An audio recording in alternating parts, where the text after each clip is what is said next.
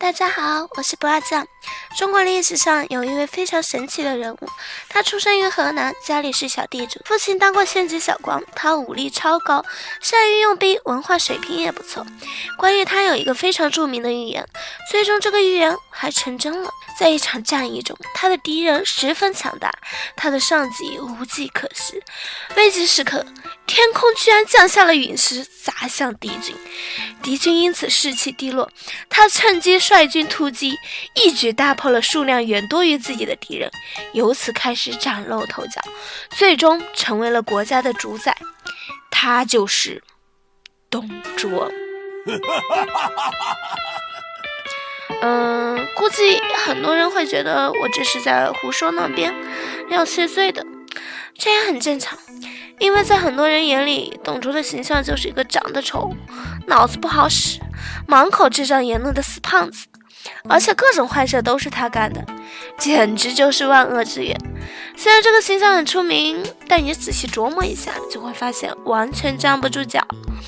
人家董卓好歹当上过汉朝一把手，还能让关东诸侯联合起来揍他一个人，闹出这么大动静的人，能是这么个玩意吗？如果董卓是皇亲国戚或世家子弟，纯拼爹，那确实有可能。可事实上，董卓出生于西北边境一个小地主家庭，爸爸一辈子当到的最高职务就是县尉，刘备出身就够低了，结果人家当的第一个官就是这个，你可见这是个什么芝麻官啊？这官印你收下吧。以汉朝末年的残酷和拼爹程度，就董卓这样的出身条件，能混到一度掌控朝政的地步，必须得是有两把刷子的。下面我来说说我眼中的董卓吧，不是洗白，只是带大家从另一个角度来看看他。先说清楚啊，我不喜欢按套路出牌，你可能会从我这里听到很多毁三观的颠覆性观点，所以一句话，我说我的，你信你的。在不二将心中，董卓是这么个形象。我叫山鸡，鸡巴的鸡。董卓能混出头，靠的就是这3点：够狠、义气、兄弟多。为什么这么说呢？因为《三国志》说董卓少好侠，在那个时代，被称为侠的人一般都是在道上混的，身边还有一帮好兄弟跟着。董卓虽然出生于河南，但没待太久就跟他老爸回到了老家凉州陇西郡。汉朝末年，凉州又穷又乱，董卓在这种地方长大，估计从小就跟人打架，所以稍微大一点就在道上混了，很正常。说不定还有个类似作着鸽之类的称号。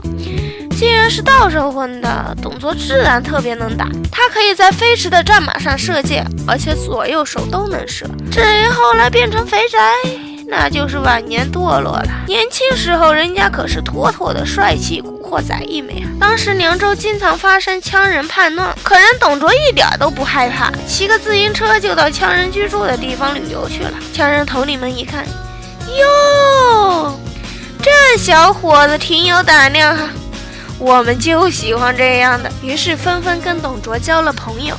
后来这帮人还跑到董卓家做客来了。董卓心想，咱们道上混的就得讲个义气，能让人家大老远白跑，抬手就把家里耕地的牛给剁了，做了道全牛宴给他们吃。不愧是道上混的，够狠够义气，够狠够义气，兄弟也就多了。羌人首领们都把董卓当成了兄弟，回去以后凑了1000多头牲畜，全都送给了董卓。就这样，董卓不但发了财，还得到了剑侠的名号。当时一提董卓，谁都敲大拇指，毕竟人家干出来的这事儿，就相当于你为了请一帮哥们吃顿好的，把家里的车给卖了，这是一帮人能干出来的吗？董卓在道上的威名震动了陇西郡官府，这必须得照办啊！于是派来个人跟董卓说：打打杀杀，终究有弯弯的一天。以前你穿 T 恤牛仔裤，现在呢穿西装打领带，斯斯文文，这就叫进步。董卓一想，有道理哈，我在黑道能混好，在白道能混不好吗？来，兄弟们，跟着我去白道混了啊！官府一开始交给董卓的任务是剿匪，让宋江去对付方腊，这是传统异能了，你们2拨人拼去吧。最好能来个同归于尽，这才皆大欢喜嘛。可惜这董卓实在太猛了，把匪治得服服帖帖，自己的兄弟还没杀蠢死。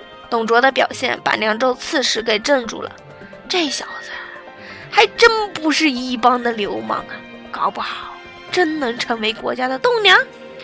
他找来董卓，给了他一个难度更大的副本。匈奴人抢走了很多百姓，他们可不好对付，你敢去追吗？董卓笑了，匈奴人算个屁，敢挡在老子面前，一路砍给你看。说罢，董卓率领骑兵绝尘而去，一战大破匈奴，斩杀俘虏数千，救出全部百姓。凉州出了个道上混过的超级猛汉，这是连当时的滨州刺史段炯都知道了。这个段炯是后世尊奉为武庙72名将之一，对羌人作战180场，斩首将近4万，自己才损失400多人，就这么8个人，当时都看上了董卓。他想，这小伙子这么能打，好好培养，岂不是下一个我？于是他推荐董卓进入三公的府衙做事，在那种地方干的肯定都是助理这样的文职工作，所以说董卓是有文化的，不是很多人想的那样大字不识一个的野蛮人。在功夫深造完毕后，董卓又回到了凉州。这一下子，董卓在凉州简直就成了大众偶像。如果当时有明星榜，董卓绝对是凉州区第一。很快，董卓正式加入了军队，当上了名将张焕的军司马，结果又立了大功。他和另一个军司马尹端一同出击，大破羌人，斩杀俘虏1万多人，把对方的首领都给灭了。董卓部队的战斗力为什么这么猛呢？你看下边的这事儿就知道了。战后，董卓得到了9000匹坚的赏赐，他一匹不剩，全部分给了部下，并且表示事情我来干，赏赐归大家。就问你，跟现在的那帮996、007比，这样的老板良不良心？觉得良心的朋友可以把公平打在良心上。这就说明啊，董卓虽然加入了军队，但依然坚持道上那一套，把麾下的士兵们都当成了自己的兄弟看待，对他们那是真够义气，有福同享，有难同当。这样他能不受士兵的爱戴吗？部队战斗力能不强吗？接下来，董卓的仕途一帆风顺，一直当到西域戊己校尉，然后不知道犯了什么事儿就被免官了。我猜，说不定是因为太讲义气，替谁背锅了。不过无所谓，一旦有了名声这东西，随时都能东山再起。不久，三公之一的司徒袁伟，也就是袁绍的叔叔，看上了董卓，让董卓来自己这当了个院，相当于现在的处长。这个职务单论品级不高，但是很多时候品级真的不重要。你给三公级别的人物提携，说不定比当乡长都有前途。秀吉一开始不就是给信长提携的吗？果然，干了几年以后，董卓直接就当上了滨州刺史、河东太守这样的地方大员。董卓刚混好，就想起隐居在华阴的老上司张焕了，派哥哥去给他送礼。张焕这时候已经因为得罪了当时势力很大的宦官集团被罢免，而且到死都没有再扶起。相信我，给他送礼绝对没有任何好处，只会得罪宦官。可人家董哥就是个讲义气重感情的，宁可冒风险也要送这个礼。然而张焕却不要董卓的礼物。记载了此事的《后汉纪》给出的解释是，张焕认为董卓有奸凶之心，所以才不要。这个解释我觉得很不可信。像董卓这样臭名昭著的失败者，史官一般倾向于把他往最坏去写。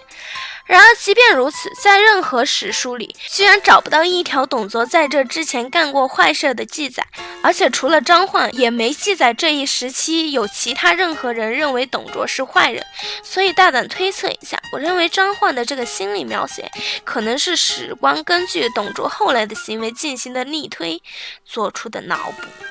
那他为什么要这样脑补呢？那是因为史书是服务于政治的。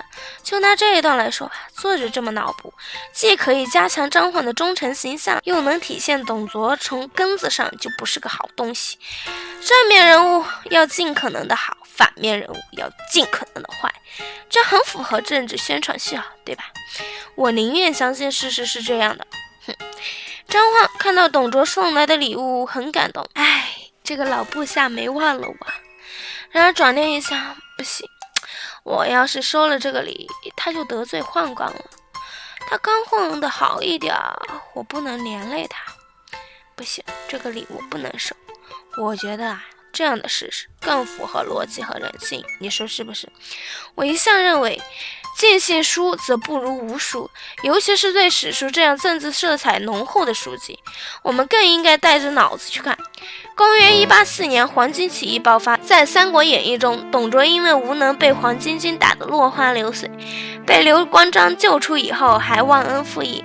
演义是把董卓作为一个脸谱化的纯反面角色处理，这么写很正常。然而真实情况如何呢？当时黄巾军领袖张角和卢植交战后接连败北，不得不困守广宗。卢植针对张角军队多的情况，决定围而不攻，等张角军出现缺粮的情况再一举拿下。可以说这是个很高明的决策。然而当时的皇帝是汉灵帝，这是个奇葩，明明不会打仗，却特别喜欢搞微操。卢植拒绝向前来视察的宦官左峰行贿，左峰很生气，就上书给汉灵帝，空一个尊敬的陛下，卢植明明胜券在握，却故意围而不攻，我怀疑有猫腻。汉灵帝听了大怒，骂道：娘些屁，竟然围而不攻，你他妈是不是通匪了？于是汉灵帝开始搞微操，直接把卢植给抓了。就是在这种情况下，董卓被任命为东中郎将，接替卢植作战。董卓来了以后一看，就觉得这卢植做的没错呀，对方人多肯定是围而不攻，等他们缺粮了再打，不然损失多惨重啊。然而看了看旁边的左峰那阴险的眼神，董卓明白了，如果自己遵循卢植的做法，那肯定也是会得到和卢植一样的下场。按董卓的性格，肯定很想手起刀落，看了这个没鸟的家伙。可是不行，要真这么干了，死的可不是自己一个人。没办法，为了手下的兄弟，老子忍了。虽说如此，董卓也不想跟个250一样的围攻，他决定换个思路，建个更让的世子爷。于是董卓带兵跑到张角的弟弟张宝据守的下曲阳，开始猛攻。哥哥不好打，打你个弟弟总可以吧？然而事实证明，卢植的做法真是唯一的选择。董卓苦战了2个多月也拿不下来，汉灵帝大怒：娘屁！我叫你剿匪不利，给我去牢里待着！结果又开始搞微操，把董卓抓了起来，改派历史上凭黄巾军最大功臣黄埔松去接替。结果又黄埔松赢了。哇，终于赢了！因为黄埔松用兵如神，完爆董卓吗？我觉得黄埔松更会用兵的因素当然有，但最主要的原因是黄埔松拥有超高校级的信誉，他刚一接手，张角就病死了。黄埔松抓住了这个大好时机，终于获胜。所以说，董卓被黄巾军击败，真不是因为无能，摊上个喜欢胡乱搞微操的领导，你说能怎么办？董卓被抓后得到了减死罪1等的判决，就是说在死刑的基础上减1等，这种情况一般会被流放到边远地区。好在人家董卓也有超高校级的信誉，他背叛没多久，黄巾军起义就被镇压了。汉灵帝大喜，他觉得这都是自己善于微操的结果，于是宣布大赦天下，董卓就直接回家了。黄巾军起义虽然被镇压了，但并没有什么闹样。你说这老百姓也不是吃饱了撑的才想造反的，对吧？只要朝廷继续腐败下去，一个张角倒下去，千万个张角还会站起来。果然，黄巾军起义被镇压后，各地又接连不断发生叛乱，那真的是按下葫芦起了瓢啊！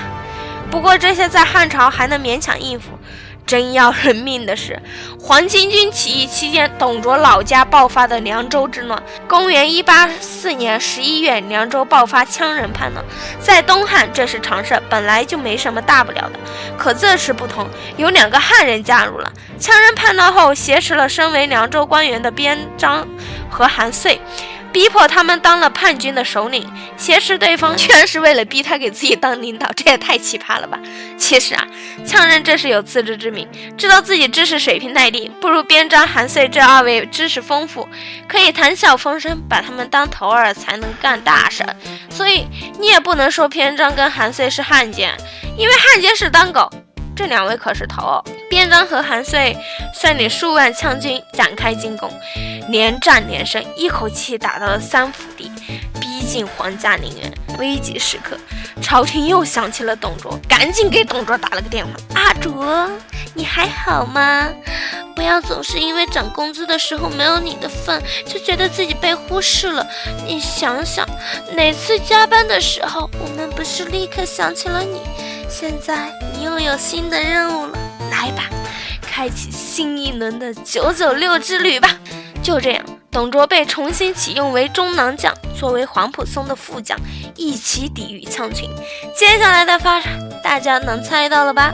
空一格，灵帝陛下又开始了搞微操。皇甫嵩因为得罪了宦官，直接被灵帝撤职。这一撤职影响可就大了，因为羌人可不知道朝廷内部斗争是怎么回事，边章、韩遂就可以趁机宣传，说朝廷把皇甫嵩撤职，是因为觉得他们打不过我们。羌群心想，连凭黄巾军最大的功臣皇甫嵩都打不过我，那还怕个屁呀！结果羌军瞬间就好像吃了兴奋剂，士气大涨。边章、韩遂还趁机扩军，把人数发展到了10多万人，史称众10余万，天下骚动。这下灵帝也慌了，赶紧任命司空张温担任车骑将军，统领10多万军队在美阳抵挡羌军。张温他原本是大司农，干活时估计贪了不少，后来花钱买的官，让自己当上了司空。这人的内政水平应该还可以，至于军事上，那就是棒槌一个。傻子都知道他跟皇甫嵩完全没法比，那朝廷怎么就能把10多万军队、汉朝的整个西北的命运都交给了这样的货呢？答案是张温受过曹操的爷爷宦官曹腾的提拔，跟宦官关系好，宦官搞掉了皇甫嵩，当然就把他给捧了上来呗。任命军队统帅不是依据军事能力，而是依据政治斗争的结果。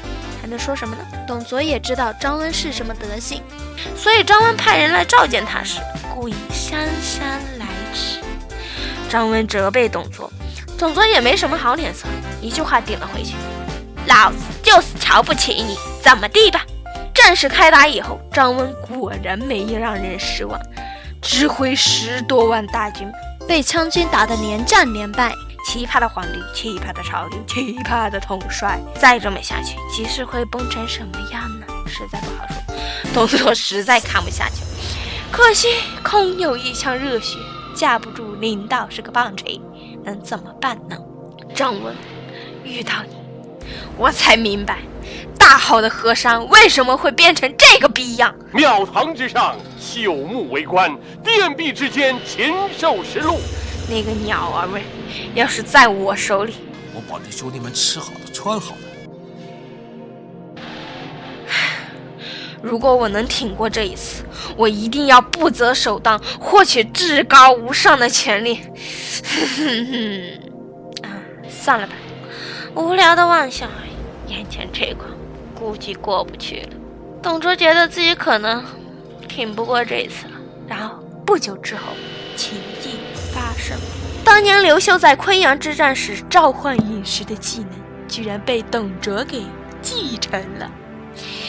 那一天，饮食仿佛再次感受到了神秘力量的召唤，纷纷从天而降，砸向羌军大营，史称夜有流星如火，光长10余丈。羌军惊慌失措，士气大跌，机会，这是逆转局势的唯一机会。然而张温却依然没有任何行动，这货早就被羌军打怕了，估计这时候羌军就是在他面前排队让他枪毙，他都不敢开枪。主帅不下令，其他将军自然也是按兵不动了。我靠，再这么下去，机会就要溜走了呀！好在军营里有个不讲规则的人，那就是董卓。作为在道上混过的大哥，董卓眼里没有规则二字，他越过张温，直接找到了右扶风鲍洪，咱俩合兵去跟羌军拼了，怎么样？前面说了，羌军有10多万兵，董卓大概有3万军队。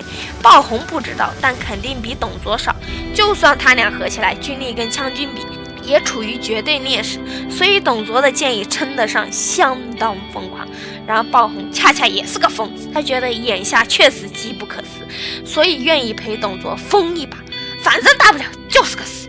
于是让人血脉喷张的一幕发生了。董卓和鲍洪合兵数万，头也不回地朝着10多万羌军杀了过去。羌军疯了，我靠，这帮人疯了，几万人赶冲10多万人。董卓发动着绝死冲锋，彻底镇住了本来就士气低落的羌军，一反而战，几万人一时击溃了10多万人，羌军大败溃逃，汉军斩首数千，大获全胜。这他妈才叫男人的浪漫。那边张温得到了消息，整个人都懵逼了，这才叫怎么赢的都不知道啊！虽然怎么赢的不知道，但是抢攻他还是很知道的。张温立刻跳到前台开始指挥，下令周慎追杀败走于中的羌军，又部署了其他4路军队一起进兵，那叫一个声势浩大，看起来收复凉州近在眼前啊！然而董卓一眼就看出了问题所在。从美阳到于中距离高达410公里以上，如果敌军一边守城一边派人绕到后方切断粮道，那周慎就歇菜了。于是董卓提出希望能带兵保护周慎的粮道。说实在，董卓这表现真的够意思了。你张温要把大功给周慎，那我就心甘情愿当个保护粮道的，只要能收复凉州，这些我都认了，行吗？然而张温听了很不高兴，难道你比我更懂打仗？你这么牛逼，为啥还只能给我当个手下？他不但否决了董卓的提议，还让董卓孤军深入去讨伐仙灵羌，这真的把董卓往死路上整啊！董卓强忍住抽出40米大砍刀砍死张温的冲动，回到了军营，望着瑟瑟发抖的士兵们，董卓表示：放心吧，我带你们多少人出去，就会带你们多少人回来，别忘了，我可是你们的大哥。董卓先做出了一个部署，让别部司马刘敬率军4000屯兵安定，记住这个安排。接着董卓出击了，在万源县北果然遭到了羌军的围困，粮道也被切断。面对绝境，董卓既不搞决死突围，也不修防御工事，反而干了一件非常匪夷所思的事。他让士兵在河里筑堤坝，截断上游流水，导致下游的水变少，鱼虾都露了出来。有没有观众老爷能理解董卓为什么要这么干了呢？如果你认为董卓这么干是为了吃海鲜，那么恭喜你的回答是错误的，因为董卓就是想让你这么想。羌人也是这么想的，他们觉得董卓这么干就是为了吃海鲜，进而推导出了董卓因为缺粮而不得不吃海鲜的结论。既然董卓军缺粮，那就不要进攻啦，直接困住他们，让他们自己饿死不就好了吗？然而不久后，真相揭晓了。原来董卓就是故意用这招延缓羌人的进攻，接着他就利用这个时间差，率领士兵从堤坝下偷偷撤走了。等羌人发现中计，准备渡河追击时，董卓留下的士兵直接把堤坝给破坏掉了。一时间，河水让羌人根本无法渡河。原来堤坝还有第二个作用啊！如果你以为这就是董卓计谋的全部，那就错了。羌人不甘心放走董卓，又派出其他部队截击。这时候，董卓之前留守在安定的刘敬放出话来，说自己有数万军队。消息传出，羌人顿时士气全无。董卓趁机击败羌人，成功撤退。什么叫老千层饼啊？觉得董卓这包操作溜的，就扣个6。最终，在张温的英明指导下，包括周慎在内的5路军队全部大败而回。凉州从此陷入了割据状态，长达30年。而周慎失败的原因，正如董卓所料，是粮道被羌军切断了。唯一表现亮眼的就是董卓了，他真的做到了一个人没死，全是耳环。战后，董卓受封台乡侯，封邑1000户。然而，董卓已经不满足于这些了。之前朝廷一系列的骚操作，让他彻底看透了朝廷的腐败。在他凉州之战之时的惊人表现，又让他坚信了自己可以成为那个扫除黑暗，让大汉重现荣光的人。一股不知道该成为野心还是雄心的东西息深深地占据了他的大脑。公元189年，病重的汉灵帝脑海中突然浮现出了董卓的身影，他陷入了沉思。我是一个失败的皇帝，但我明白一点，腐败会让一个国家慢性死亡，无序却能让一个国家瞬间死亡。个体不守规则可能创造奇迹，国家没有规则只会燃烧殆尽。董卓是个眼里没有规则的人，权力要是到了他手里，一切都会亡，绝不能给他这个机会。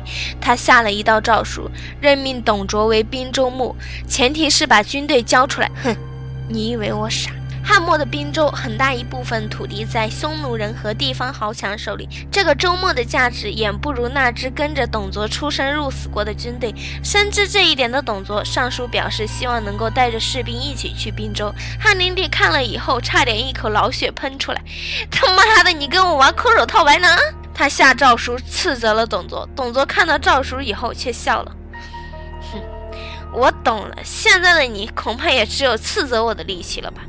死亡在召唤你，看来该是轮到我董卓上场的时候了。